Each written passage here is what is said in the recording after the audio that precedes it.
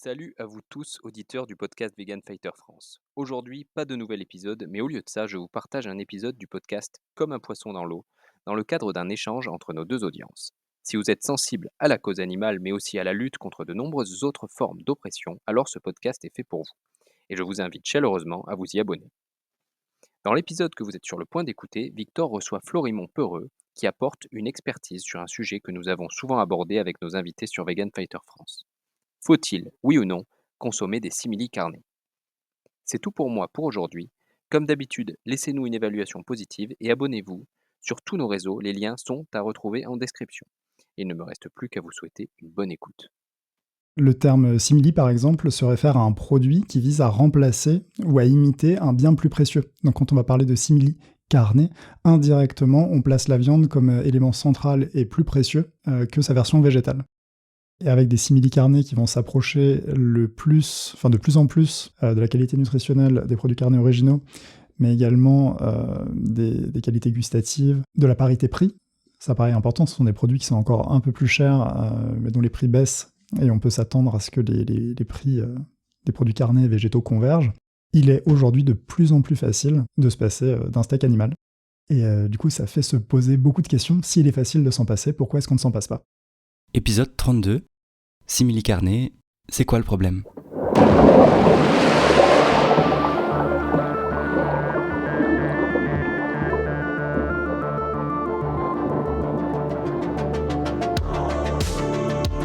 Salut, moi c'est Victor Durand-Lepeuch. Et vous écoutez un entretien de Comme un poisson dans l'eau, le podcast contre le spécisme.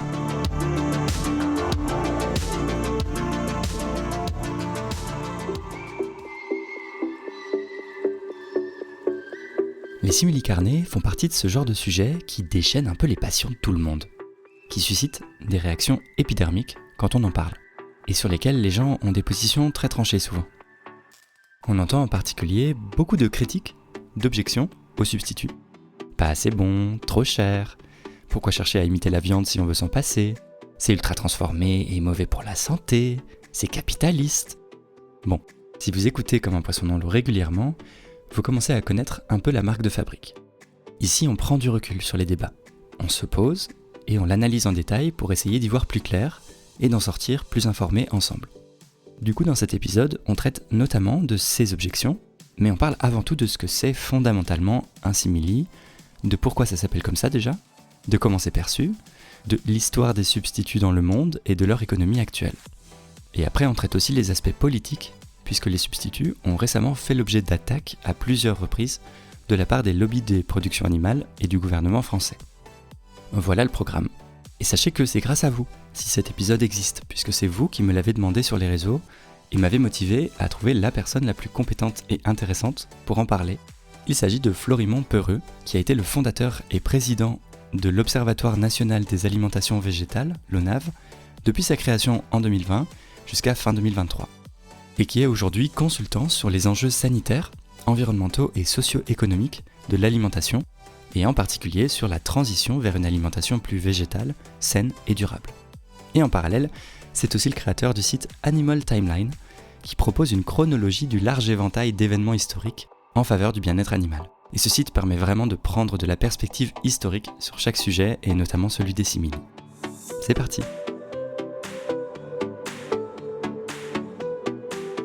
Bonjour Florimond Peureux. Bonjour Victor. Alors récemment, une personne m'a demandé sur Instagram si j'avais des ressources sur les simili végétaux, et ça a achevé de me convaincre d'enregistrer un épisode sur ce sujet. Et j'ai tout de suite pensé à vous, car je sais que vous avez suivi ce sujet de près, et un peu sous toutes ses dimensions, historiques, économiques, diététiques, politiques. Donc on va essayer de vraiment faire le tour de la question grâce à votre expertise, si ça vous va, et merci d'avoir accepté mon invitation. Alors déjà, pour commencer, c'est quoi en fait un simili carné ? Alors un simili-carné, ce sont des aliments dont les propriétés, donc on va parler du goût, de la texture, de l'apparence, visent à rappeler celles des produits d'origine animale. Par exemple, quand on va parler de steak végétal, ça va être un simili-carné vu qu'il va viser à reproduire les caractéristiques d'un steak d'origine animale, donc un steak traditionnel. Ok, c'est une imitation en fait. Oui, ça se veut être une imitation. D'ailleurs, toute la recherche et développement qu'il va y avoir derrière ces produits va viser spécifiquement à se rapprocher le plus possible du produit original, si j'ose dire, mais on y reviendra. Ok, et alors est-ce que vous avez des exemples précis de ce qui relève de cette catégorie-là de simili-carné ? Alors oui, aujourd'hui, les simili-carnés, alors c'est quelque chose qui commence à être connu du public dans le sens où ce sont des produits qu'on va commencer à trouver dans les grandes surfaces traditionnelles. Et ce sont des produits qui vont proposer, donc pour la viande, le poisson, mais aussi le lait et les produits laitiers par exemple, des produits de remplacement. Donc pour la viande, il y a les célèbres steaks, saucisses, nuggets, etc. Mais aussi des produits un petit peu plus rares comme du tartare. On trouve aujourd'hui du tartare de bœuf en version végétale. Donc on va trouver pour la viande tous les produits dans leur version crue, dans leur version cuisinée. Pareil pour les poissons et autres animaux marins. Aujourd'hui, on a du saumon cru ou cuisiné en version végétale. On peut avoir des bâtonnets végétaux panés, mais également du caviar. Il y a une marque de caviar française qui s'appelle Ancré qui lance son produit en ce moment d'ailleurs. Donc voilà, on va retrouver tout le panel et toutes les gammes possibles de produits animaux en version végétale. Et pareil pour les laits et produits laitiers, hein, bien sûr, on va retrouver du lait végétal, mais également du beurre végétal, des glaces, des crèmes. Et certains produits sont assez anciens, dans le sens où les crèmes de soja, par exemple, Bjorg, sont présents dans les grandes surfaces depuis plusieurs décennies. Ah oui, ok. Ah, je pensais que c'était plus récent. Et je suis étonné d'entendre que en fait, les laits végétaux, c'est aussi un type de simili. Je pense qu'on pense plus souvent à la viande quand on pense à simili carné, alors qu'en fait, ça peut aussi être d'autres produits animaux, typiquement les laitages en fait. Et exactement, en fait, quand on parle de simili, on va se concentrer sur l'iconique steak, avec le steak végétal, c'est-à-dire la pièce de viande rouge et son équivalent végétal. Or, les simili, aujourd'hui, s'appuient sur une très longue tradition culinaire qu'on va retrouver dans tous les pays du monde. Et pour les laits végétaux, en effet, on ne parle jamais de simili-lait, mais les laits végétaux, dans la mesure où ils vont proposer aux consommateurs un produit s'approchant en tant que tel, mais également le packaging. On va retrouver la brique de lait, on va retrouver les formes, on va retrouver les mots, les visuels auxquels les consommateurs sont habitués. C'est le jeu.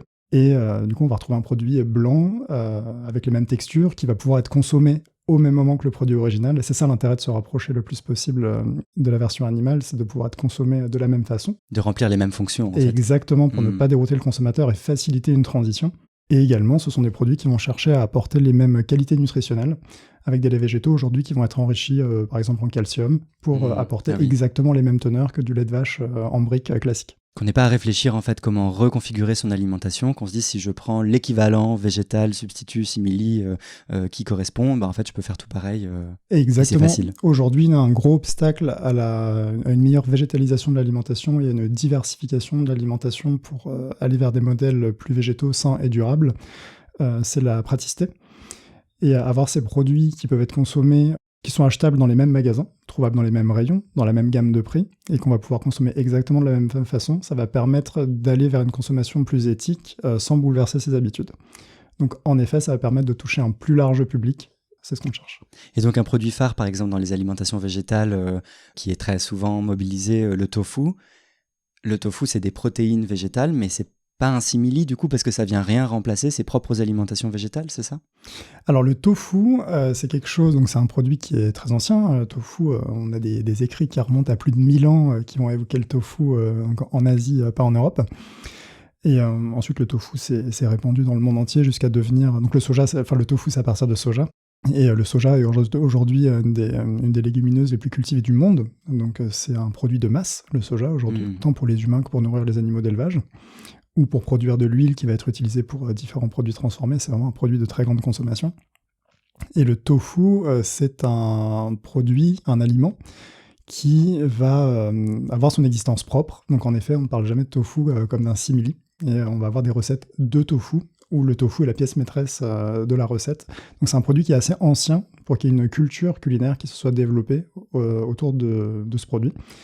C'est quelque chose qu'on n'observe pas avec d'autres simili en Occident qui vont être plus récents et qui n'ont pas encore eu le temps de s'ancrer dans la culture populaire et qui sont encore placés dans un référentiel où la viande est le produit phare, le produit central. Oui, c'est intéressant, vous m'aviez dit quand on préparait l'épisode ensemble que les simili, c'est par définition des produits sans culture. Alors, ce ne sont pas par définition des produits sans culture, mais ça va être des produits qui vont pouvoir être perçus comme s'appropriant une culture existante. Oui, c'est ça. Et du coup, ça va créer quelque chose d'intéressant sur ces produits, dans le sens où on va s'extraire de la simple catégorie des aliments et des simples questions nutritionnelles pour aller vers les cultures, vers l'imaginaire, vers le terroir associé à chaque produit. Et on va s'apercevoir que certains simili sont moins bien accueillis que d'autres, vu qu'ils viennent concurrencer des produits du terroir. Et du coup, en fait, le terme simili, ça veut dire quelque chose. C'est vraiment cette idée de remplacement. Est-ce que c'est censé venir compléter le produit qui existait déjà, ou est-ce que le but c'est de le remplacer et qu'il soit supprimé? C'est un peu cette idée-là qu'on a quand même, en tout cas dans une perspective d'avancée des droits des animaux, c'est vraiment que les produits carnés qui viennent du corps des animaux en viennent à plus être consommés. Et donc il y a cette vraie logique de remplacement complet, a priori, des simili, quand c'est dans une perspective éthique en tout cas. Exactement, et la question des appellations est assez centrale, dans le sens où chaque appellation qui va être proposée va être porteuse de sens. Le terme simili, par exemple, se réfère à un produit qui vise à remplacer ou à imiter un bien plus précieux. Donc quand on va parler de simili carné, indirectement, on place la viande comme élément central et plus précieux que sa version végétale. Donc le terme simili convoit un imaginaire qui n'est pas forcément... typiquement, le terme simili carné va plutôt être employé par les détracteurs de ces produits. Sous-entendu, on ne pourra jamais dépasser la viande, en fait, ou ce sera toujours moins bien. Exactement. Leur équivalent végétaux sera toujours une pâle copie, finalement, de l'original qui est censé être la viande. Exactement, j'ai déjà entendu parler de béquilles végétales. Ah, waouh. Donc ça en dit long sur le fait que y a tout un imaginaire de la maladie, de la déficience, et de quelque chose qui serait vu comme temporaire, dont on cherche à se passer. Donc le simili serait vu comme une phase, mais bon, on reviendrait à la viande indépassable. Parce que l'idée, c'est que la viande, il faut que ce soit par essence, intrinsèquement, que ça reste l'animal mort, en fait. Ça peut pas être autre chose qui sert la même fonction, qui a plus ou moins le même goût, qui s'en rapproche, mais s'il n'y a pas l'animal mort dans l'équation, c'est plus de la viande. Enfin, c'est ce que nos détracteurs ont envie de nous laisser penser pour garder les produits originels animaux. Et exactement, c'est pour ça qu'ils vont mettre l'accent sur la composition des produits. Donc un steak végétal qui ne contiendrait pas de viande ne pourrait pas être appelé steak, parce que la composition ferait le nom. Alors qu'en fait, on s'aperçoit que c'est bien plus complexe que ça. Les appellations des produits carnés ne proviennent pas tous de la composition. Et typiquement, pour reprendre quelques exemples, on a le jambon, qui ne désigne pas la composition du produit, mais le haut de la jambe d'un animal. On a le carpaccio qui historiquement vient de la couleur rouge de ce plat. Pas du fait que c'est un animal forcément, du coup. Pas du fait que c'est un animal forcément. On a le terme fromage qui provient du fait que c'est un produit qui est moulé. Donc là, ça va être un terme qui va se référer plutôt au processus de fabrication. Et à la forme un peu aussi, du coup. Et à la forme, exactement. D'ailleurs, steak, on le rappelle régulièrement, désigne plutôt une tranche. Donc ça va désigner une forme aussi. Mais du coup, vous dites c'est pleinement légitime qu'on utilise même le mot viande pour parler des viandes végétales. C'est cohérent alors que la viande c'est plutôt l'animal en général. Alors la viande aujourd'hui, ça rappelle l'animal dans l'imaginaire collectif bien sûr. C'est une référence qui est aujourd'hui hégémonique.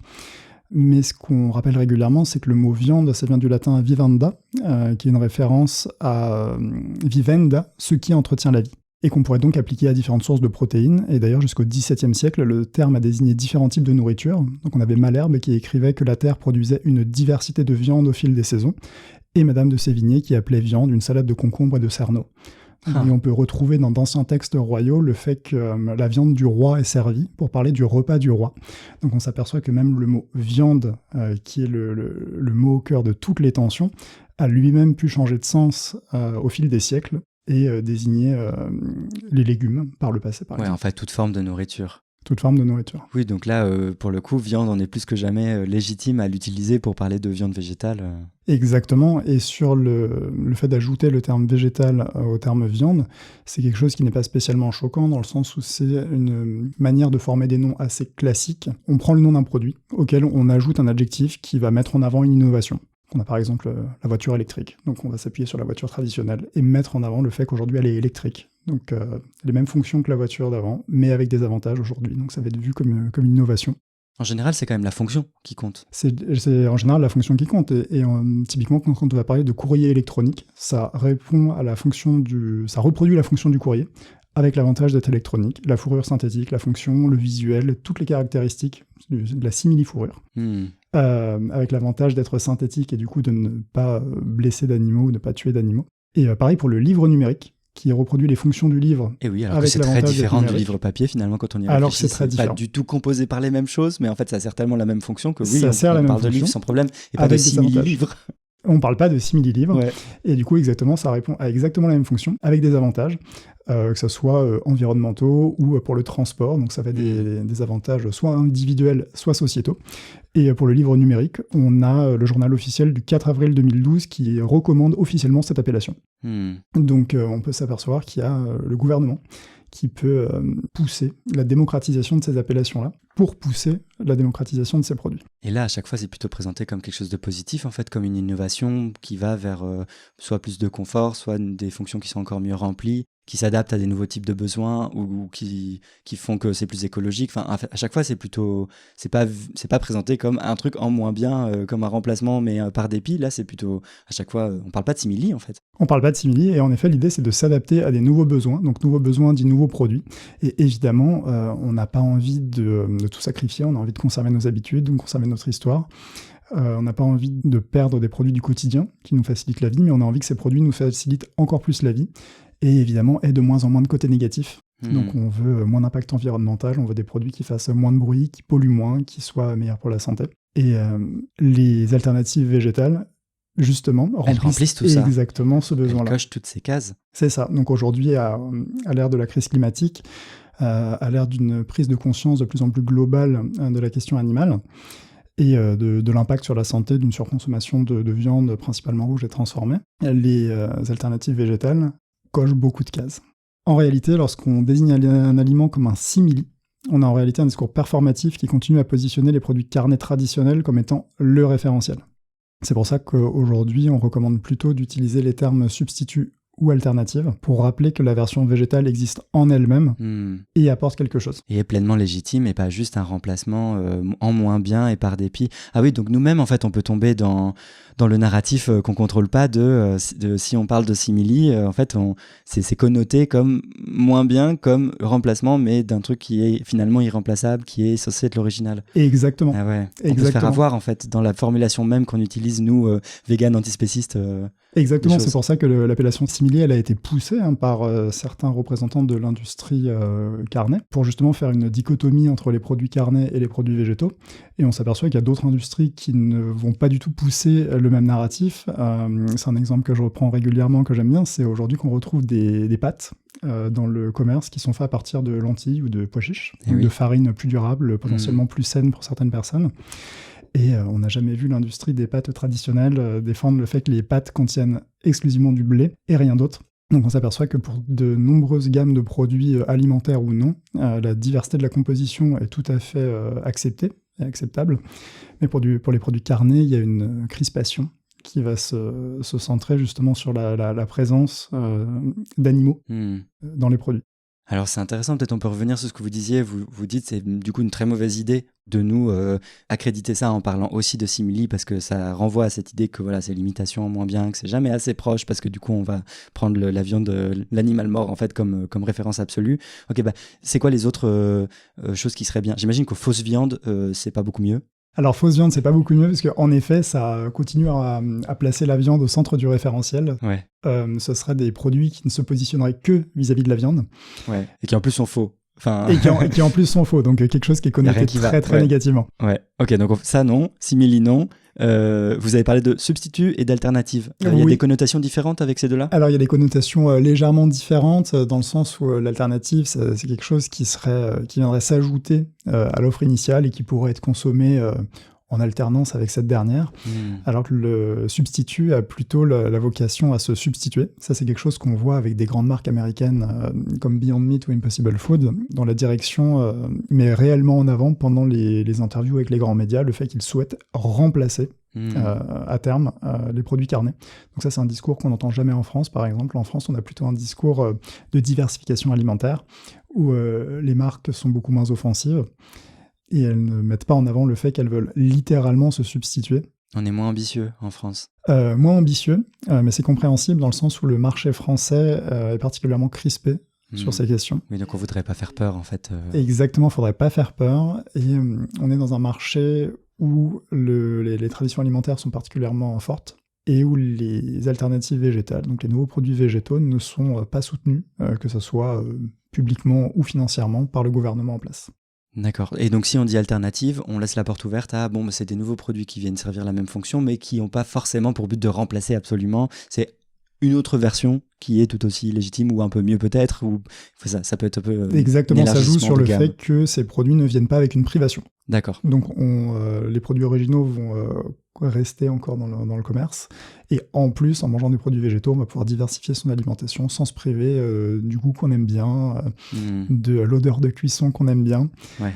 Ça, c'est quelque chose qui avait été remarqué particulièrement lorsque les steaks Beyond Meat sont arrivés sur le marché à la fin des années 2010, c'est le fait que quand on en cuit un chez soi, on a l'odeur de viande et l'odeur de grillé dans la pièce. Ouais. Et ça, c'est quelque chose que le grand public cherche à retrouver, et quelque chose qui est ancré très profondément depuis l'enfance. On a tous des souvenirs de cette odeur de viande grillée qu'on connaît tous. Je trouve ça vraiment intéressant, cette idée que en fait, même nous, qui sommes particulièrement attentifs à ces questions-là, en fait, on s'est retrouvés enfermés dans le discours majoritaire, dans l'hégémonie carniste ambiante, qui nous présente ça comme des simili, qui nous fait dire fausse viande. Moi, j'ai pu le dire même, en fait, et sans me rendre compte qu'il y avait une connotation qui replaçait la viande en référentiel absolu, indépassable. En fait, il faut qu'on fasse attention à ça. Nous-mêmes, on est sujet à ça, en fait. C'est incroyable. Il faut qu'on fasse attention à ça, et ces termes peuvent être utilisés de manière un petit peu plus offensive. On a pu voir ça avec l'alcool, par exemple, avec la bière sans alcool, qui va présenter la privation d'alcool, donc elle va présenter la privation de l'élément plaisir de l'alcool comme une évolution. Positive. Positive. Et recherchée. Exactement. Donc on ne peut pas encore imaginer en France le fait d'avoir un steak estampillé steak sans viande, parce que ça ne serait pas vu comme une évolution, ce ne serait pas vu comme un progrès.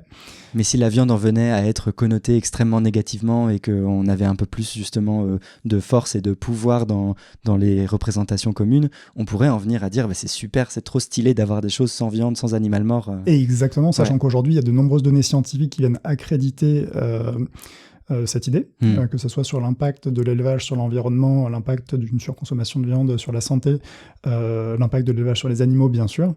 Il y a aujourd'hui de nombreux avantages très concrets à diversifier son alimentation et aller vers une alimentation très végétale, voire exclusivement végétale.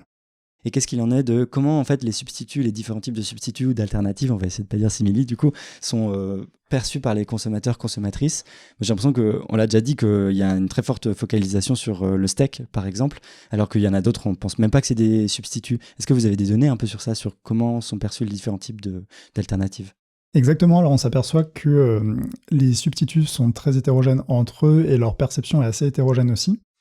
Et on s'aperçoit qu'aujourd'hui, le marché des substituts au niveau mondial est complètement drivé par le lait végétal, qui est un produit qui rencontre un immense succès. Ça marche pour le coup. Ça marche très très bien. Et il y a eu en plus des améliorations, que ce soit gustatives ou nutritionnelles ces dernières années, qui font qu'aujourd'hui, c'est des produits qui peuvent être très intéressants.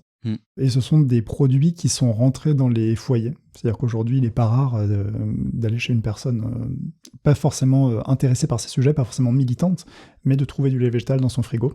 On va trouver du lait végétal dans des grandes surfaces, dans des chaînes de restauration. Ça avait fait du bruit il y a quelques temps quand Starbucks avait arrêté de demander de payer 50 centimes de plus pour avoir du lait végétal à la place du lait de vache dans ses cafés. Donc voilà, aujourd'hui on peut aller à Starbucks et prendre un café au lait d'avoine comme si de rien n'était. Donc en fait, vous dites que les laits végétaux ont eu un tel succès que maintenant, c'est pour ça qu'on n'en parle pas comme des simili, parce que c'est vu comme des laits pleinement légitimes et super intéressants et très bons. C'est vu comme des produits à part, exactement. D'accord. Donc ça a été à la fois intégré par les consommateurs que ça vient en remplacement du lait, et la consommation de ces produits n'est pas vécue comme une privation, mais est vécue comme un ajout de choix, un ajout de nouveaux goûts, et comme un élément qui va s'intégrer dans la cuisine des gens, et que les personnes vont pouvoir se réapproprier. Ouais, ok. Et il faudrait qu'on arrive à la même chose pour la viande, alors que pour l'instant, les simili viande sont ceux qui suscitent le plus de résistance, non ? Exactement, la viande a vraiment un statut à part, dans le sens où on observe que les simili poissons et fruits de mer sont également mieux acceptés. Ah oui. Donc ils sont un peu plus rares, mais ils ne déclenchent pas forcément d'hostilité. Donc on peut avoir des bâtonnets végétaux panés qui vont imiter les bâtonnets de colin panés. Il n'y a jamais eu spécialement d'attaque contre ces produits. Ce sont des produits qui sont plébiscités par les consommateurs. Mais en effet, la viande et spécialement les steaks ou les saucisses jouent le rôle de produits symboles. Et là, les critiques vont se faire plus virulentes contre ces produits-là, parce qu'ils viennent justement questionner ces symboles et leur place dans notre alimentation. En fait, c'est une attaque directe contre les symboles du carnisme. Et c'est pour ça que ça crée des résistances. Exactement, c'est une attaque contre ces symboles, et c'est surtout la possibilité pratique au quotidien de pouvoir s'en passer. Et avec des simili-carnets qui vont s'approcher de plus en plus de la qualité nutritionnelle des produits carnés originaux, mais également des qualités gustatives, de la parité prix. Ça paraît important, ce sont des produits qui sont encore un peu plus chers, mais dont les prix baissent, et on peut s'attendre à ce que les prix des produits carnés et végétaux convergent. Il est aujourd'hui de plus en plus facile de se passer d'un steak animal. Et du coup, ça fait se poser beaucoup de questions. S'il est facile de s'en passer, pourquoi est-ce qu'on ne s'en passe pas ? Et ouais, la question devient incontournable une fois qu'ils sont La partout. question devient incontournable, et évidemment, c'est une question qui est très difficile, et on peut tout à fait comprendre que le consommateur moyen qui n'a pas forcément eu le temps de se poser ces questions-là, qui sont des questions douloureuses, qui peuvent remettre beaucoup de choses en question, ait envie de garder la poussière sous le tapis. Ouais. Là, maintenant, on y est. En fait, tout est remplaçable. On peut avoir une alimentation qui ressemble complètement à une alimentation classique en version végétale. On est d'accord ? Alors, aujourd'hui, on a une immense diversité de produits qui existent. On peut dire que, virtuellement, tout existe en version non carnée. On a du parmesan italien à la truffe en version végétale. On a de la panse de brebis farcie écossaise en version végétale. On a du saucisson en version végétale. Vous pouvez penser à n'importe quel produit, il existe une version végétale de ce produit-là, que ce soit des crevettes ou autres, cuisinées ou non cuisinées, panées ou non. Aujourd'hui, la question va plus se poser sur l'accessibilité de ces produits. Est-ce qu'elles sont facilement accessibles au grand public ? Ce qu'on s'aperçoit, c'est que ce sont des produits qui sont encore produits en petite quantité, qui du coup peuvent être assez chers, et il y a des freins économiques et culturels à ces produits-là, mais au niveau purement alimentaire, on y est.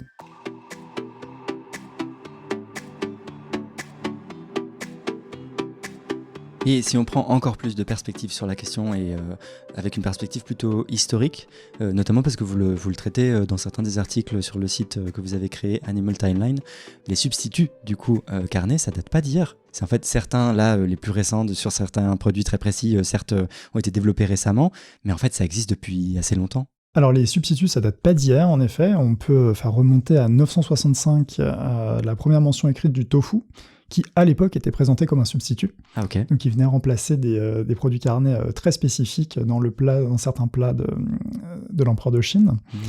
Et on a la première mention écrite d'un lait d'origine végétale qui remonte à 1226 en Irak. C'était pour parler de lait d'amande. Il y a une très longue histoire au lait d'amande que vous pouvez trouver dans le magasin à côté de chez vous. On peut faire remonter à 1301 la première mention écrite du sétan, donc un produit qui permet d'avoir un rendu fibreux à partir de gluten de blé, qui permet de remplacer la viande et qui est aujourd'hui présent dans de nombreuses chaînes de burgers, par exemple. Donc voilà, on s'aperçoit que c'est des produits qui ont une très longue histoire. Plusieurs siècles, là, pour le coup. C'est toujours dans l'idée que ce ne sont pas des produits récents et qu'eux aussi ont une histoire, eux aussi ont une tradition culinaire qui a pu être étouffée par certains moments, mais qui existe bel et bien. Et il y a deux petites dates aussi que j'aime bien, que je trouve intéressantes. C'est en 1812, la publication du premier livre de cuisine végétarienne, et en 1849, la publication du premier livre de cuisine végane, donc voilà, par deux femmes. Ah ouais. Donc voilà, il y a 150 ans, il y avait déjà des livres de cuisine végane, et c'est intéressant de le rappeler. Alors qu'aujourd'hui, on peut encore entendre l'idée que ce serait une mode ou quelque chose lié à l'agro-industrie, qui chercherait à faire des produits végétaux moins chers pour faire plus de marge. Vous m'avez parlé aussi d'une histoire avec le docteur Kellogg, que j'avais trouvé vraiment très intéressante en termes de perspective historique sur la question des substituts. Alors oui, le docteur John Harvey Kellogg, qui a pris la tête d'un hôpital aux États-Unis en 1878, qui a pris la tête du sanitarium de Battle Creek, a développé pour ses patients, avec sa femme, des simili, justement, des simili carnés, pour faciliter le suivi d'une alimentation sans viande au quotidien pour ses patients. Suite au succès rencontré, le complexe hospitalier s'est lancé dans la commercialisation de ces produits. C'était quoi comme type de produit ? Alors c'était un produit à base de cacahuètes, de beurre de cacahuètes. Nous sommes aux États-Unis. Et oui. Et du coup, c'était un produit qui se présentait dans une boîte de conserve, qu'on faisait sortir et qu'on coupait en tranches pour imiter un steak, tout simplement. Donc nutritionnellement, c'était pas forcément... c'était perfectible, disons.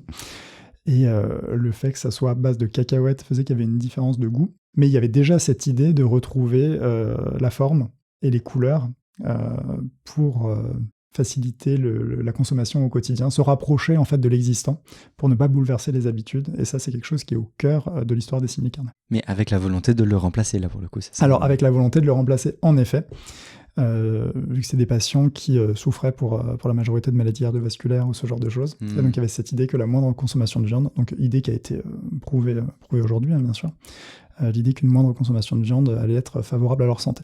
Okay. Donc, les simili en Occident, si on peut le dire, sont nés à l'hôpital.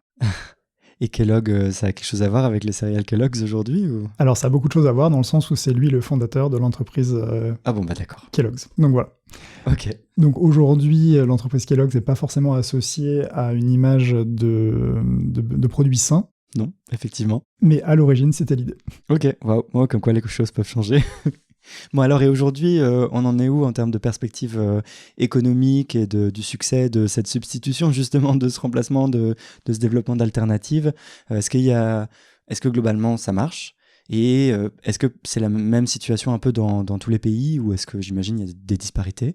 Alors aujourd'hui, ce sont des produits qui, malgré différents obstacles économiques et le manque de soutien gouvernemental, sont bien implantés, avec le lait végétal qui continue à avoir une croissance particulièrement insolente. Et on peut dire deux choses.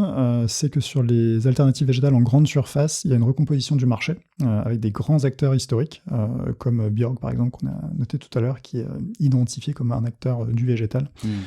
Ce sont des acteurs qui perdent du terrain face à des grands industriels, comme Nestlé ou Danone par exemple, donc qui sont des marques qui produisent tout type de produits, y compris des produits d'origine animale.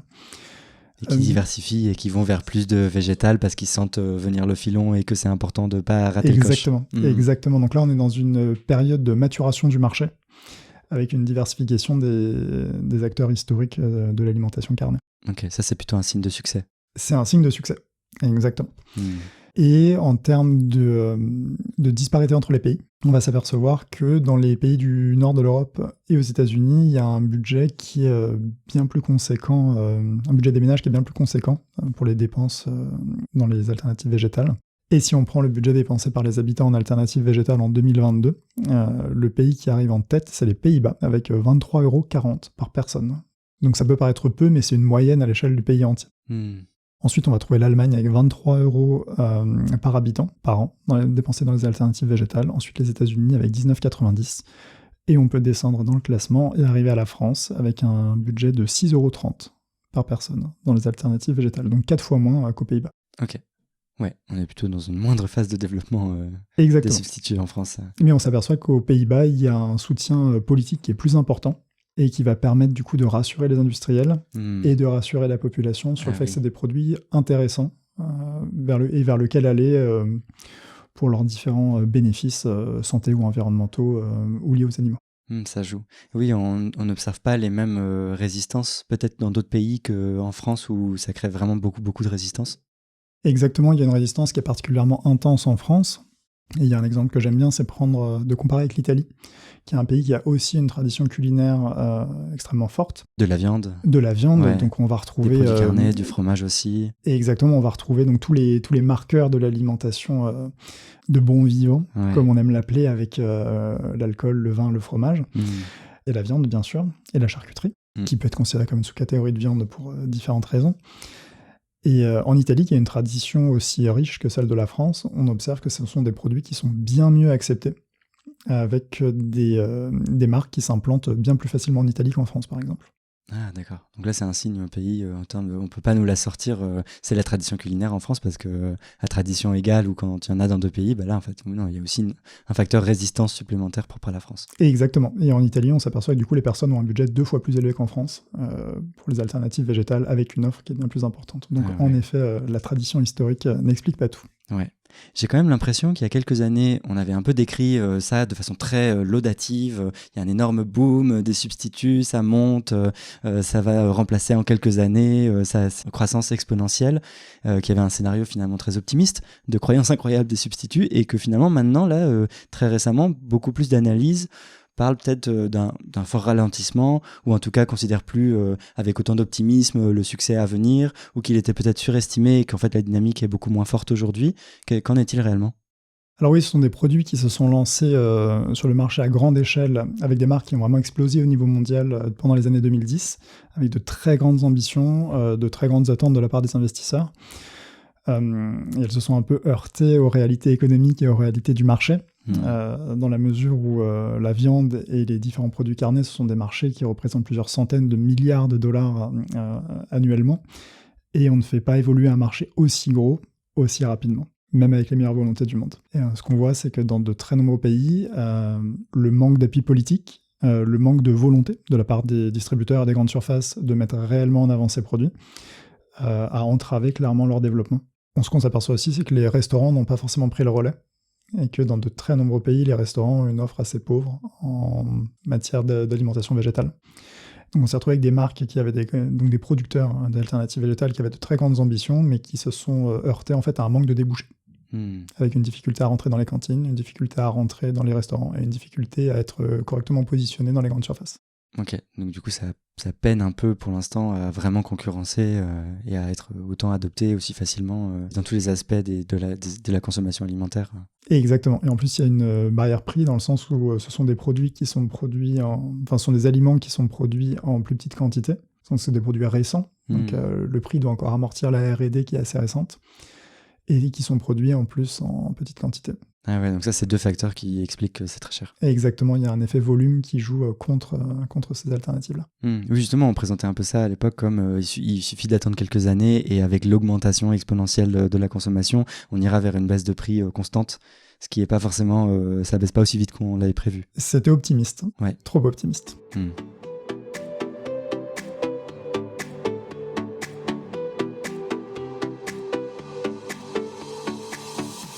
On entend beaucoup de choses quand même sur les simili et souvent des choses plutôt critiques ou dénigrantes. Alors peut-être qu'on peut prendre un peu ces critiques ou ces objections aux idées même de développer des substituts une par une et voir dans quelle mesure les critiques sont légitimes.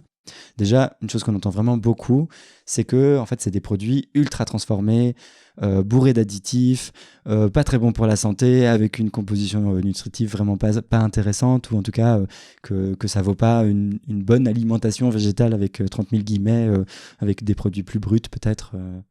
Oui, alors ça, c'est l'objection principale qui est opposée à ces produits. C'est intéressant de rappeler aussi que c'est une objection qui est assez récente et qui a été massivement instrumentalisée. C'est une objection qui repose sur l'idée que plus un aliment est transformé, moins il va être sain. Derrière tout ça, il y a l'idée du naturel, bien sûr, et qu'un aliment plus naturel serait plus sain pour la santé. Et ça, c'est pas vrai. Alors, c'est pas que c'est pas vrai, c'est que c'est plus compliqué que ça. Okay. Et qu'on ne peut pas mettre un signe égal entre naturel et sain et un signe égal entre transformé, ultra transformé et mauvais pour la santé.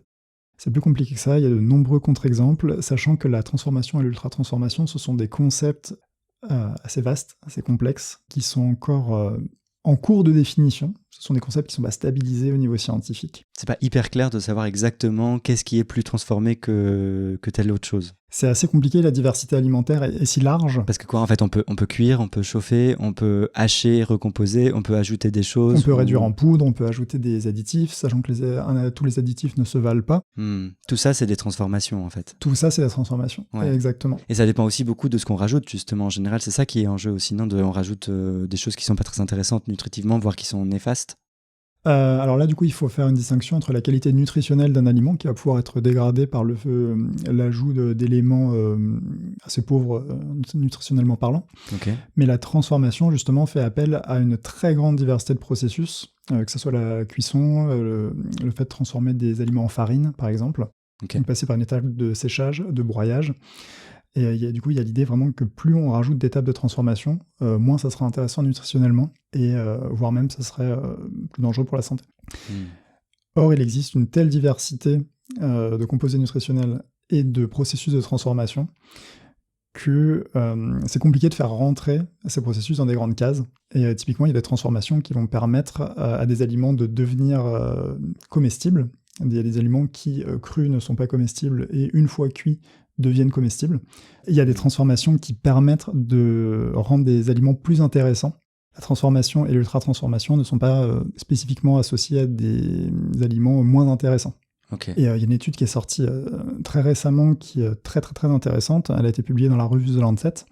C'est une étude dans laquelle les chercheurs ont mené l'enquête sur l'association entre la consommation totale d'aliments ultra transformés, donc la catégorie d'aliments la plus transformée de toutes, et de certains sous-groupes avec le risque de multimorbidité, donc l'apparition d'un cancer par exemple, ou d'une maladie cardio-métabolique. Donc la consommation d'aliments ultra transformés a été évaluée par des questionnaires de fréquence alimentaire, donc on a demandé aux gens ce qu'ils mangeaient, à quelle fréquence. Et ce qu'on remarque, c'est un résultat qui a été hautement démontré, c'est que la consommation totale d'aliments ultra transformés est associée positivement au risque de multimorbidité, donc avec un risque qui augmente de 5 à 15%. Donc en gros, c'est corrélé. Globalement, les personnes qui mangent le plus de produits ultra transformés sont les personnes qui développent le plus de maladies liées aux alimentations. C'est ça, sachant que plus on en mange, plus le risque de ces maladies-là Et c'est est élevé. proportionnel. Et c'est proportionnel. Ok, donc là, ça suggère plutôt un lien. Exactement. Mais chose qui est assez intéressante, et c'est pour ça que c'est un domaine d'étude qui est en plein développement en ce moment, c'est que tous les aliments ultra transformés ne se valent pas et qu'ils ne sont pas tous associés à la même augmentation du danger et du risque. Typiquement, là où la viande transformée et les sodas augmentent ce risque de cancer et de maladies cardio-métaboliques. Donc, viande transformée, par exemple, les charcuteries. Les beaucoup. charcuteries, oui, c'est l'exemple. Dont on parle beaucoup avec les nitrites, qui là sont des additifs très très mauvais pour la santé, pour le coup. Exactement. Et la charcuterie, c'est l'exemple classique de la viande transformée particulièrement néfaste pour la santé. Ok. Et donc on s'aperçoit que la viande transformée et les sodas augmentent ces risques de maladies, mais qu'il y a d'autres produits comme le pain ou les céréales transformées ou les alternatives végétales. Elles sont des catégories qui semblent avoir un effet neutre.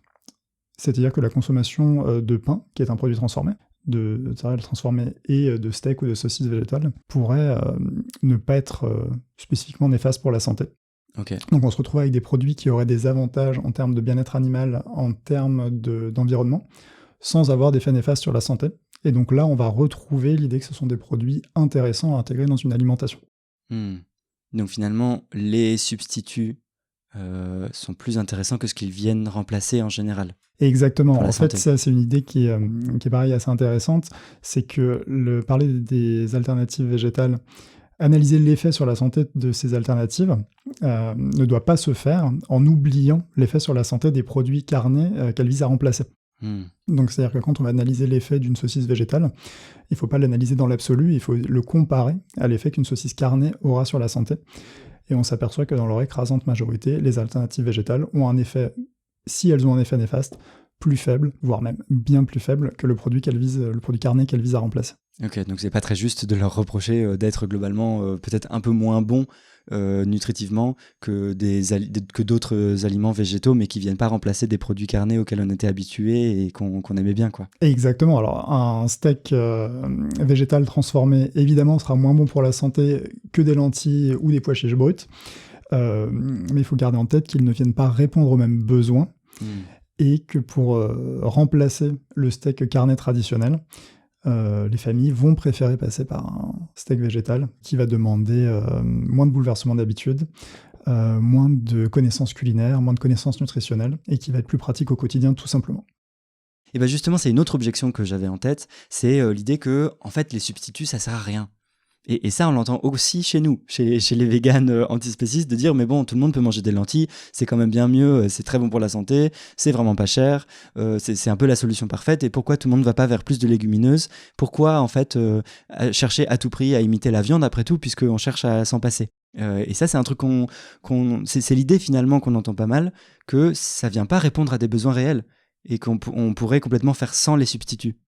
Alors en effet, c'est une idée qui est fréquemment évoquée, et sans revenir sur la question de ce qu'il faudrait faire idéalement en termes de transition alimentaire, on peut tout simplement parler du fait que factuellement, historiquement, le manque de steaks végétaux ou de saucisses végétales a pu être brandi par les personnes qui avaient du mal à faire évoluer leur alimentation comme un frein.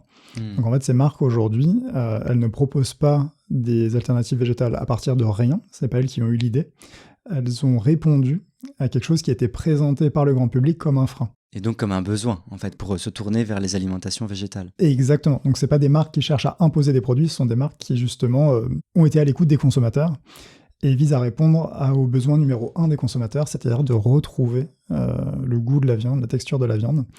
Parce que le fait que ces goûts et ces textures seraient manquants dans une alimentation plus végétale est présenté comme le frein principal pour diminuer, voire arrêter de consommer de la viande. Ouais, moi j'ai vraiment l'impression que cette objection qu'on entend, y compris chez nous, du côté de nos camarades et de nos alliés, elle vient peut-être un peu négliger, voire complètement sous-estimer des besoins qui peuvent être réels chez plein de gens, en fait, qui se tournent pas de façon évidente vers les légumineuses, vers que ça, ou vers des choses qui demandent peut-être une transformation beaucoup plus difficile et profonde des aides de notre alimentation à laquelle on n'est pas habitué. Et c'est quoi, en fait, les besoins réels que ça vient remplir, à part le goût similaire auquel on était habitué à la viande et aux produits carnés? Il y a d'autres besoins que ça remplit, en fait.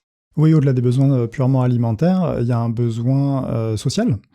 C'est-à-dire que les produits carnés sont associés à des moments partagés. On va retrouver les barbecues de l'été en grand classique, ainsi que les gâteaux de fête. En France, hein, particulièrement, si on veut rester sur l'exemple français, le foie gras ou la dinde de Noël. Donc, tout un ensemble de moments conviviaux qui vont se voir dédier un plat carné pour chacun. Ouais. Et où on n'a pas envie d'être mis à part, de passer pour la végane qui bouffe ses graines de côté ou qui bouffe sa salade. Enfin, en fait, ça va dans les clichés aussi du vegan. Et quand on arrive et qu'on propose des substituts, bah, c'est plus facile. On montre qu'on peut avoir les mêmes choses, des choses qui s'en rapprochent, qu'on peut être intégré dans ce moment-là. Exactement. Et reproduire les codes finalement habituels, traditionnels. Exactement. On va pouvoir manger des aliments qui se ressemblent, qui vont pouvoir être cuits de la même façon. Les steaks végétaux peuvent se cuire au barbecue à côté des steaks carnés. Ouais. Donc, on va pouvoir partager tous ces moments conviviaux. Retrouver tout cet imaginaire, toute cette iconographie de la fête et retrouver les formes et les couleurs et les odeurs auxquelles on est habitué et surtout qui vont être les mêmes que les autres. Donc, on va pouvoir rester intégré dans le groupe. Et c'est quelque chose qui avait été fait il y a une petite dizaine d'années aux États-Unis, des questionnaires qui avaient été envoyés à des personnes qui avaient arrêté d'être véganes en leur demandant pourquoi. Donc, il y avait plusieurs études qui avaient été faites dans différents États. Et la barrière sociale était présentée comme le frein numéro 1. C'est-à-dire que c'était trop dur en fait, d'être exclu de moments familiaux et de moments avec des collègues le midi ou ce genre de choses. Il y avait une pression sociale qui était dure et ces produits viennent répondre justement à ce besoin d'intégration sociale. Ouais. Puis il y a aussi plein de personnes qui ont besoin d'avoir des produits un peu faciles à cuisiner, qui demandent pas beaucoup d'équipement, pas beaucoup de compétences culinaires forcément. En fait, un truc qu'on renverse dans la poêle le soir en rentrant du boulot parce qu'on n'en peut plus et qu'on doit aller s'occuper des gamins, quoi. Exactement. En fait, c'est quelque chose qu'on oublie un peu, paradoxal vu que c'est en pleine lumière, c'est que les alternatives végétales, justement, imitent les produits carnés traditionnels. Mais si ces produits carnés traditionnels sont si répandus, sont si omniprésents, c'est justement parce qu'ils sont bons et pratiques. Et quand on va retrouver des cordons bleus végétaux ou des nuggets végétaux, il ne faut pas oublier que ces produits s'ancrent dans la continuité de produits de très grande consommation qui sont les cordons bleus carnés et les nuggets carnés, qui sont consommés aux quatre coins du monde justement parce qu'elles présentent de très nombreuses qualités au quotidien. C'est pas cher, c'est bon, c'est pratique. On n'a pas besoin de transformer, d'ajouter plein d'épices, de savoir comment combiner les aliments, comment associer les goûts pour que ça fasse un super plat à la fin. C'est déjà plutôt très très bon gustativement et ça demande pas grand chose en fait pour Exactement, c'est simple et bon et surtout le grand public n'a pas forcément ni le temps, ni l'envie, ni l'énergie, ni les moyens d'associer sa consommation alimentaire à tout un ensemble d'objectifs éthiques en faveur de l'environnement, des animaux ou de la santé, et de faire évoluer son alimentation en l'adossant à des principes intellectuels. Tout le monde n'a pas le temps de faire ça. Ouais, une fois de plus, dans l'idéal, ce serait bien. C'est bien si dans la société, on tend vers des choses plus vertueuses, plus écologiques, de meilleure santé pour tout le monde, mais c'est aussi OK, en fait, non, d'avoir des produits qui peuvent servir les mêmes avantages dont on a parfois besoin. Et puis, en fait, les situations sont très différentes. Des fois, pour les personnes, il y a des personnes qui n'ont pas les moyens d'avoir l'espace mental pour cuisiner des choses hyper complexes qui ne ressemblent pas aux plats traditionnels. Tout à fait. Et tu parlais tout à l'heure des personnes qui peuvent être végétariens ou véganes qui elles-mêmes brandissent cet argument que les simili ne seraient pas utiles. Ouais. Il peut être intéressant de savoir, ces personnes, combien de temps elles ont mis pour devenir végétariens ou véganes.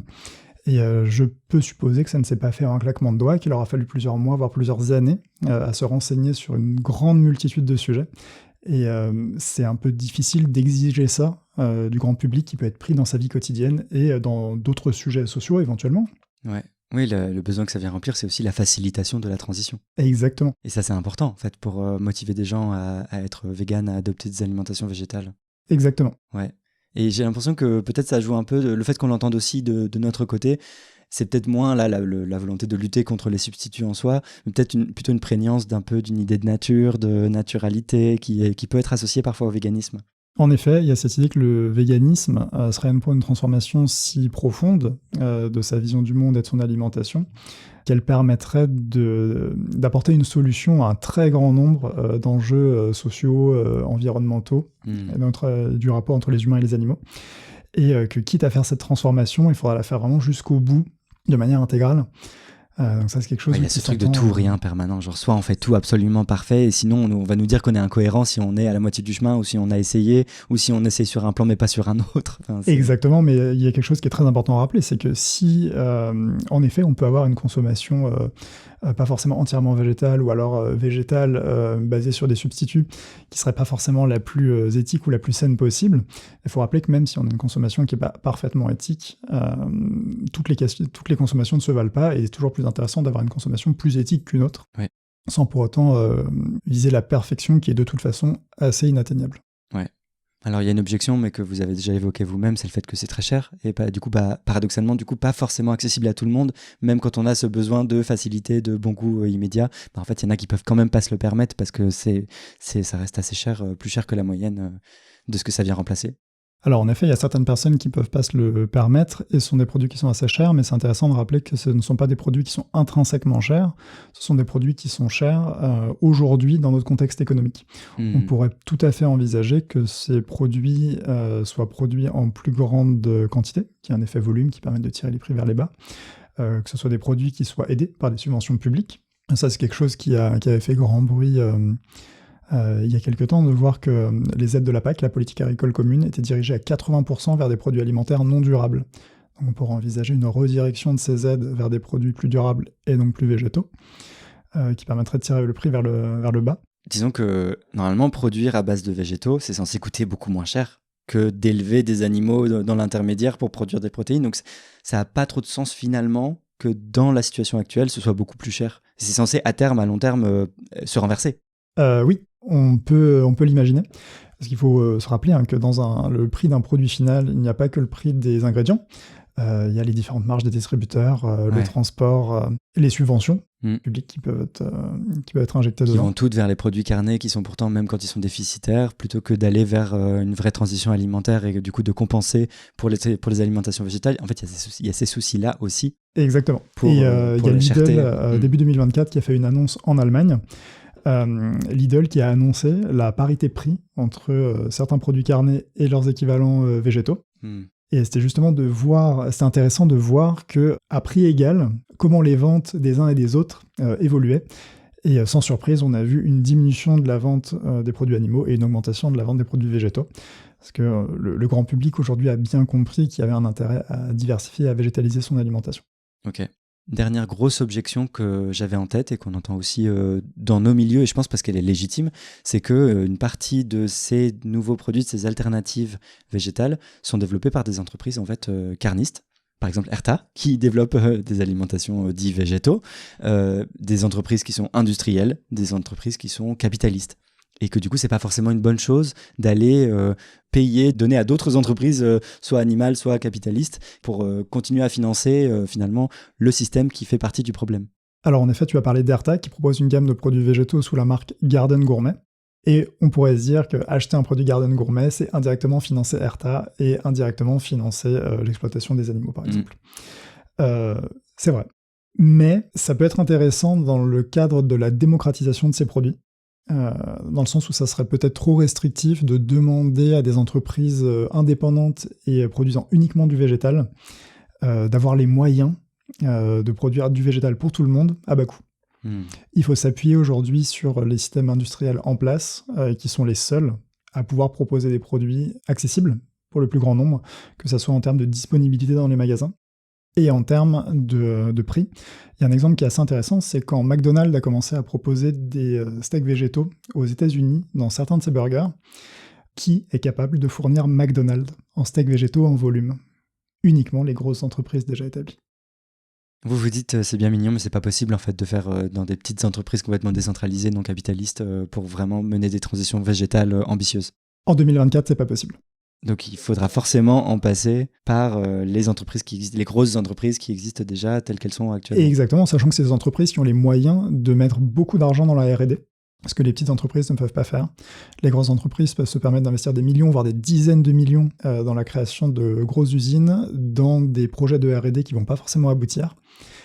Et on peut s'attendre à ce que des grosses entreprises proposent des produits que des petites entreprises pourront dans un second temps retravailler, se réapproprier. Comme on a pu voir d'ailleurs pour les produits carnés. Des grosses entreprises qui lancent des produits emblématiques et qui vont ensuite être déclinés en marque distributeur ou en production locale. Et elles ont le moyen d'être un peu plus flexibles aussi et de rediriger finalement une partie de leurs activités vers du végétal. Je pense à Danone qui s'est rendu compte qu'il fallait mieux miser aussi sur les yaourts végétaux, non ? Et qui a du coup racheté, je ne sais plus quelle marque. Alors en effet, il y a Danone qui en 2016 avait racheté White Wave, qui détient entre autres la marque Alpro, qui est aujourd'hui une marque qui a pignon sur rue au niveau mondial, donc une marque qui produit en particulier des laits végétaux. On voit que c'est des marques qui sont capables de développer des produits, d'ancrer des produits au niveau mondial. Donc ça, en effet, des petites marques ne peuvent pas se le permettre. Pareil que ce soit en termes de capacité de production, de capacité de négociation avec des centrales d'achat ou autres. Et si on veut parler de capacité de production, on peut parler de l'usine Danone dans le Gers, qui produisait avant des produits laitiers et qui a été reconvertie en 2024 en usine de lait végétal, qui produisent du lait d'avoine. Et ils produisent en rythme de croisière 300 000 litres de lait d'avoine par jour. Ça, c'est pour le monde, c'est pas que pour la France, c'est ça ? Alors, la destination, c'est le monde au global, mais en effet, c'est compliqué d'imaginer des petites entreprises atteindre des volumes de production si énormes, effectivement. Dans le respect des règles sanitaires et avoir la capacité de transport et de distribution. Donc voilà, les petites entreprises peuvent être intéressantes pour développer un ancrage local et territorialiser un peu des productions végétales. On a ça avec le fromage, par exemple, où dans chaque département ou chaque région va avoir ses fromages emblématiques. On peut imaginer dans quelques décennies ou dans quelques siècles, chaque département ou région avoir ses produits végétaux emblématiques. Mais en attendant, les grandes marques sont intéressantes pour démocratiser ces produits et les faire définitivement entrer dans les foyers de tous les Français. Ouais. Puis du coup, convaincre des grandes marques d'aller vers du végétal, tout de suite, ça a un impact énorme par rapport à la création d'une petite entreprise qui mettra du temps à grossir et à développer des alternatives. Moi, je suis plutôt d'avis qu'il faut voir ces reconversions de très grandes entreprises comme un signal positif, très favorable, envoyé à l'ensemble des filières, et qui montre que ce sont des produits intéressants, avec une demande assez conséquente pour justifier la construction d'usines entières qui leur sont dédiées. Ça légitime la demande dans ces produits. Et on peut s'attendre ensuite à ce que de ces entreprises, justement, il y ait un effet boule de neige et qu'il y ait des plus petites entreprises qui veulent leur part du gâteau. Ok. Bon, bah là, si on fait un mini bilan un peu là des critiques qu'on a traitées une par une sur les similis, sur les substituts, finalement, pourquoi est-ce qu'il y en a autant ? Pourquoi on a vu qu'il y en a certaines qui sont quand même moins justifiées que d'autres ? Est-ce que c'est juste un peu du bon scepticisme ? Est-ce que c'est normal ? Est-ce que c'est une bonne chose ? Ou est-ce qu'en fait, c'est surtout des préjugés ? Voire des attaques en fait, de nos ennemis contre ces choses-là et contre finalement la végétalisation. On a vu justement qu'il est normal de développer des nouvelles versions des produits avec un impact environnemental plus favorable ou un impact santé plus favorable. Ces simili se placent dans cette tradition historique qui est d'améliorer les produits existants. Or, ils se heurtent à un mur de critique particulièrement virulent, que ça soit évidemment de la part de l'industrie en place, mais de la part du public aussi, qui a des craintes qui sont justifiées. Ce sont des nouveaux produits qui apparaissent, ce sont des produits qui étaient à peine envisageables il y a quelques décennies, et aujourd'hui on atteint des qualités gustatives vraiment impressionnantes. Mais ce qu'on s'aperçoit sur ces produits, c'est que le scepticisme, qui peut être sain, semble pousser à son paroxysme, avec des critiques qui vont viser à entraver vraiment leur développement et leur démocratisation, alors qu'au niveau scientifique, il y a un consensus assez large qui montre que ce sont des produits intéressants, au moins pour diversifier l'alimentation du grand public. On sait que la consommation de viande a explosé lors de ce dernier siècle, et que c'est intéressant de s'engager sur une démarche de réduction justement de cette consommation de viande, et que ces produits servent à ça au quotidien, en facilitant la démarche de transition. Et ce scepticisme vis-à-vis des simili-carnés ressemble davantage à de la défiance. Il y a un rejet, en fait, sur des bases plutôt idéologiques. Et ces simili qui ont, à différents degrés, toujours été présents dans les cuisines du monde, hein, même en Occident.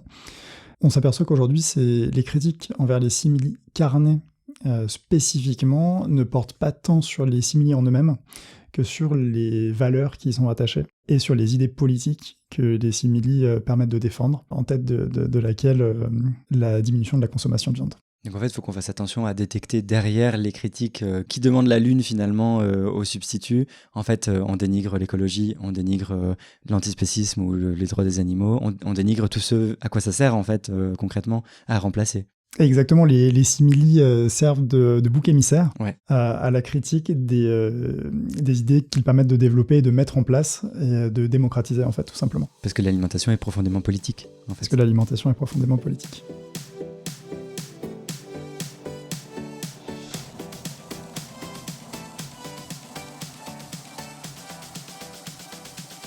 Puis je sens qu'il y a en fait des injonctions, même contradictoires, et un double standard permanent vis-à-vis des substituts, c'est-à-dire les substituts doivent remplir tout, absolument tous les besoins à la fois. Il faut à la fois que ce soit pas cher du tout, très sain, mais plus sain que ce que ça vient remplacer. Il faut que ce soit pas capitaliste, il faut que ce soit décentralisé, il faut que ce soit bon pour tout le monde, il faut que ce soit... Enfin, en fait, il faut que ce soit tout à la fois, mais en fait, ça peut pas l'être parce que on répond jamais à tous les besoins à la fois, en fait. Il y a forcément des compromis. On répond jamais à tous les besoins à la fois, surtout qu'aujourd'hui, les produits qu'on va trouver dans les supermarchés sont des produits encore assez récents, qui sont en plein développement, qui s'améliorent d'année en année. Et leur demander la lune aujourd'hui, c'est particulièrement sévère. Il y a des anecdotes qui sont assez intéressantes sur l'intégration des repas végétariens dans les cantines scolaires, où les cantines, par exemple, vont refuser les simili et les produits ultra transformés végétaux. Donc, typiquement, il y a des cantines qui vont bloquer absolument l'intégration de nuggets végétaux dans les repas des enfants, au prétexte que ce n'est pas sain, c'est moins durable que des légumineuses brutes, par exemple, ou autres. Alors que les enfants mangent déjà des nuggets carnés toutes les semaines, depuis des années, et que ça n'a posé aucun problème. Donc, en effet, on s'aperçoit qu'il y a des blocages assez sélectifs. Là, c'est double standard complet. Double standard complet. Mais ils servent aussi de bouc émissaire par les grands acteurs qui veulent maintenir le système alimentaire tel qu'il est, et notamment, alors évidemment, par les lobbies de la viande, des produits carnés, mais en fait aussi par l'État. Et c'est beaucoup le cas en France. C'est quelque chose qui peut être assez étonnant, c'est que finalement, les simili ont aussi été activement attaqués par l'État lui-même, par le gouvernement, ces dernières années, qui a cherché à plusieurs reprises à faire interdire l'utilisation de dénominations comme saucisse et steak et autres pour désigner des denrées comportant des protéines végétales. Est-ce que vous pouvez nous redonner un peu les éléments de contexte pour qu'on comprenne cette offensive qui n'a pas l'air de faire sens, en fait ? Oui, en effet, tu fais référence à un décret début 2024 qui s'inscrit dans une longue tradition d'entraver justement l'utilisation par ces alternatives végétales de dénominations propres aux produits carnés, donc steak, saucisses, nuggets, etc. Et c'est un décret qui a été suspendu par le Conseil d'État, donc qui ne s'appliquera pas. Mais en effet, on s'aperçoit que le gouvernement semble travailler activement à entraver la démocratisation de ces alternatives végétales. Main dans la main, en fait, avec les industries carnées. Oui, alors ça c'est quelque chose qui est assez fantastique, c'est que le décret avait été annoncé sur Twitter par le Premier ministre Gabriel Attal en personne. Et dans son annonce du décret, il disait, je cite, que cela répondait à une demande de nos éleveurs. Il faut voir que c'était dans le contexte là, de la crise récente des agriculteurs et agricultrices qui ont manifesté pour des meilleures conditions de vie parce qu'il y a beaucoup de précarité, beaucoup de souffrance, beaucoup de difficultés. Donc c'était présenté comme une réponse à ce contexte de crise-là pour les agriculteurs et agricultrices. Ah, c'est ça, c'était présenté comme une demande des éleveurs au gouvernement. Ouais. Donc là, le gouvernement semblait ne pas œuvrer dans l'intérêt général, mais dans l'intérêt d'une filière économique, ce qui peut être problématique en soi. Et en plus, oui, le gouvernement présentait ça comme une réponse à la situation de crise que vivent les éleveurs, ce qui était particulièrement hypocrite dans le sens où ces produits représentent des parts de marché absolument dérisoires et n'étaient pas cités dans les communiqués des éleveurs. Ça faisait pas vraiment partie de leur demande. Les lobbies de la viande en ont profité pour dire du coup on va faire passer. Et en plus du coup c'est une mauvaise réponse à des problèmes réels des agriculteurs et agricultrices finalement, parce que c'est pas en allant vers toujours plus de produits animaux et en empêchant la végétalisation que ces problèmes-là seraient réglés. C'est ça, il y avait une instrumentalisation de la colère des éleveurs, colère qui était légitime. Et aujourd'hui, on s'aperçoit que les éleveurs sont dans une situation complexe, c'est connu, avec des difficultés de rémunération, avec une population qui est très vieillissante. Et du coup, il y a une vraie problématique de renouvellement des générations. Ouais. On s'aperçoit qu'il y a aussi des cheptels bovins et porcins particulièrement qui sont en diminution constante. Ce décret visait clairement à un effet d'annonce, sans apporter de solution concrète à la colère des éleveurs. Donc on avait à la fois des éleveurs qui avaient une colère légitime qui n'était pas sérieusement prise en compte, et en plus des produits qui sont véritablement plus durables, vers qui font lesquels partie de la solution, qui font partie de la solution, qui se font empêcher, alors que c'est présenté comme une solution. En fait, il n'y a rien qui va du début à la fin. Exactement. Donc là, il y avait vraiment un manque de prise en considération sérieuse de la problématique de l'alimentation et de la transition alimentaire. Et le Conseil d'État avait suspendu ce décret en évoquant, alors deux raisons principales, de sérieux doutes sur la compatibilité du décret avec la législation européenne, et également, je cite, une atteinte grave et immédiate aux intérêts de la filière végétale. Alors ça, c'est un truc qu'il faut préciser, parce qu'en fait, le décret n'était censé s'appliquer qu'aux entreprises françaises. Exactement. Alors, de par la structure même juridique, il est impossible que le gouvernement français émette un décret qui s'applique aux entreprises étrangères. Ouais. Donc, par défaut, il n'allait viser que les entreprises françaises. Et alors, encore plus vicieux, c'est que c'était uniquement les entreprises françaises produisant en France. D'accord, donc certaines entreprises n'allaient pas pouvoir utiliser Nuggets, alors que du coup, toutes leurs concurrentes européennes, par exemple, allaient pouvoir continuer. Etc. Donc, on allait pouvoir se retrouver dans les rayons.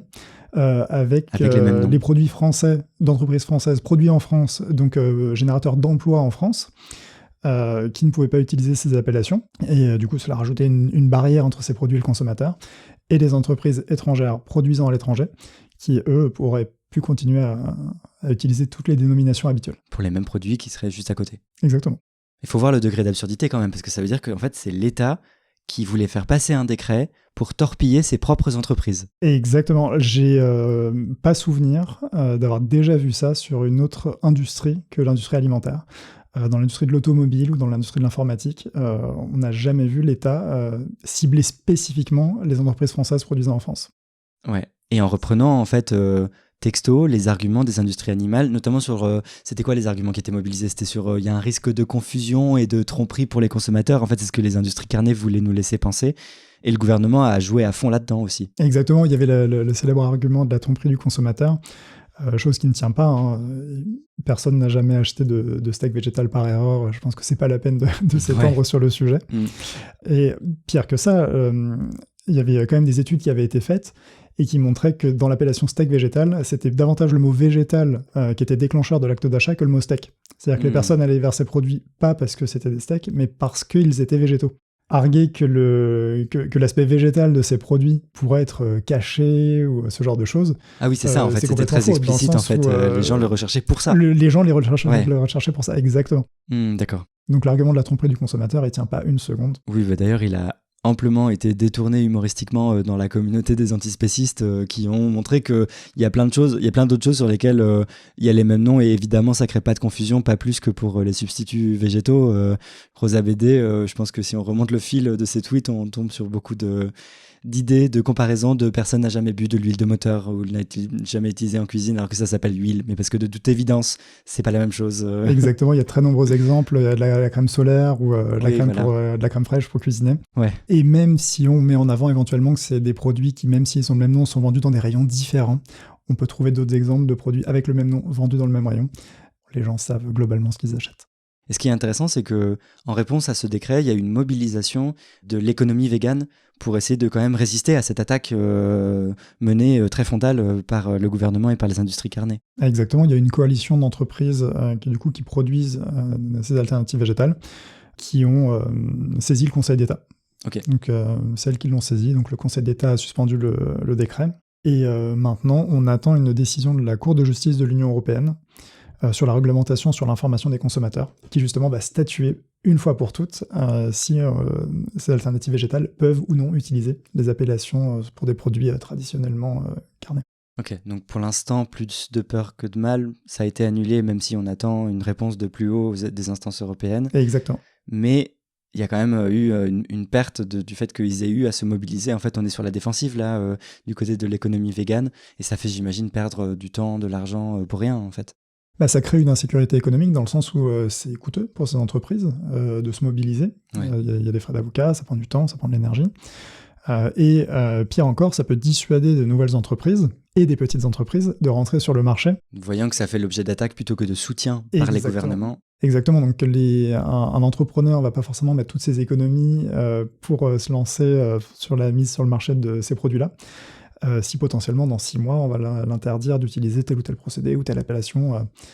Donc, c'est pour ça que c'est intéressant d'avoir des grosses entreprises aussi qui, justement, Danone, par exemple, qui n'est pas une entreprise toute rose, hein, mais c'est une entreprise qui peut se mobiliser pour ouvrir des portes sur ces aspects-là et lutter contre des décrets potentiellement nationaux ou internationaux. Oui, d'accord. Florie Montpeureux, vous le savez peut-être, il y a un petit rituel dans Comme un poisson dans l'eau, qui est de demander à mes invités 3 recommandations. Alors, quelles sont vos 3 recommandations, s'il vous plaît ?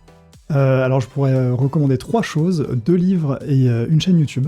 Le premier livre que je pourrais recommander, c'est un ouvrage somme qui s'appelle « L'humanité carnivore », donc de la philosophe Florence Burga, qui revient sur tout l'historique de la consommation carnée et surtout des raisons qui la sous-tendent.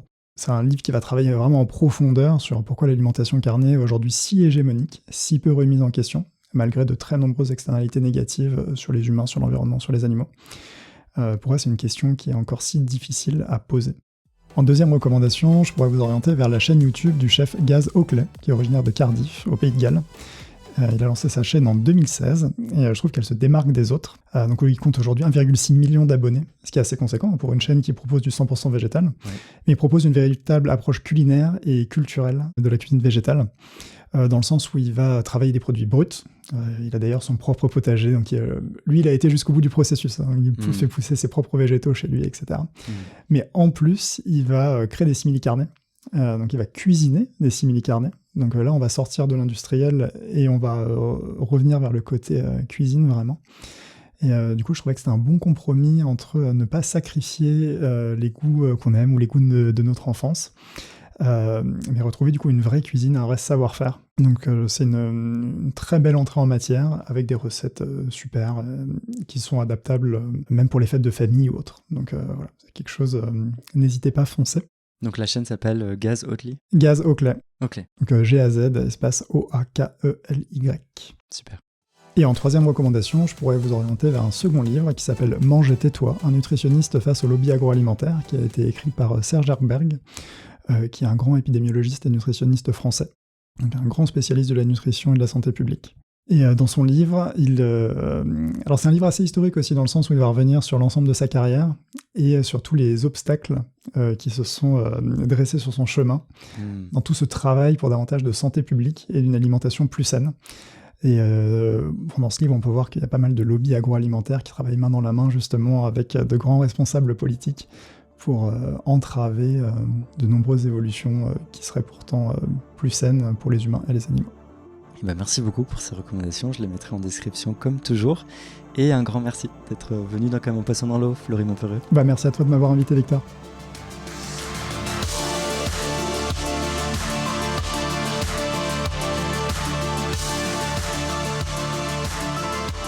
Voilà. Je voulais vous remercier de m'avoir demandé de traiter ce sujet, parce que je l'ai trouvé passionnant et que j'ai appris plein de choses grâce à mon invité. Du coup, n'hésitez pas si vous avez des idées de sujets qui mériteraient à être traités dans Comme un poisson dans l'eau, ou qui seraient même des points aveugles, je serais très heureux que vous m'en parliez. Et vous pouvez me faire des retours critiques anonymes aussi si vous préférez, je vous laisse le lien dans la description pour faire ça. Si vous avez écouté jusque-là, c'est que normalement l'épisode vous a plu. Alors s'il vous plaît, prenez 2 secondes pour laisser 5 étoiles sur Apple Podcast ou Spotify, laisser un avis sur Apple Podcast. Tout ça, ça alimente l'algorithme et ça fait monter le podcast dans les moteurs de recherche des plateformes et dans les suggestions. Quelqu'un m'a dit récemment avoir découvert Comme un poisson dans l'eau dans la section plus de podcasts de ce genre sur Spotify du podcast Les couilles sur la table. Donc vraiment, ça fonctionne. Merci aux près de 330 personnes qui ont laissé 5 étoiles sur Spotify. Et puis partagez-le sur vos réseaux, envoyez-le à vos proches, etc. Allez, on se retrouve très vite, et puis bisous.